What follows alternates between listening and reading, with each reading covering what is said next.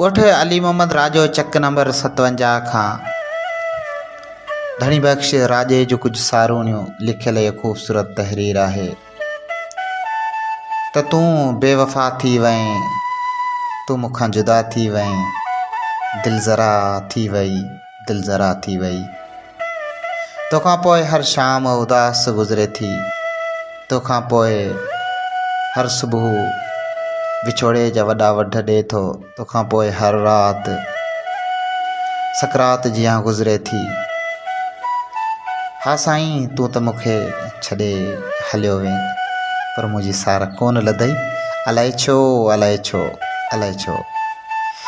ही दिलि मुंहिंजी तड़पंदी आहे, तोखे ॾाढो यादि कंदी आहे, तोखे सारींदी आहे। ही धनी बख्श राजो तन्हा रातियूं गुज़ारींदो आहे, तोखे पुकारींदो आहे ऐं हीअं पियो चवंदो आहे त तूं बि जुदा थी सोचियो हूंदो, कंहिं लिकी लोक खां लुछो हूंदो।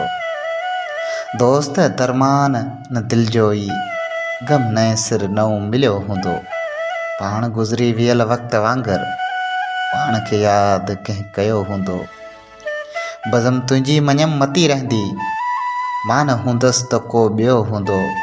लोक पुछो सबबु लुछण जो, पर मां तुंहिंजो न मूं खयो हूंदो। राति जूं सर्द सातूं ऐं मां लोक सारो सुम्ही पियो हूंदो। भरोसे कंहिं फ़रेब खां खाऊं था, पाण लाइ ॾींहंनि जा जलियो हूंदो। साल आयो न साल ईंदो बि, चाह में जो शख़्स चरियो हूंदो। बेवसीअ जे सवाल ते सरती, रंग कहिड़ो न तुंहिंजो रहियो हूंदो। हल त शौक़त हाणे घर ॾे हलिजे, घर खे पंहिंजो सीड़ो हूंदो। तूं जुदा थी न सोचो हूंदो, कंहिं लिकी लोक खां लुछो हूंदो। जंहिंजो सहारो हुयो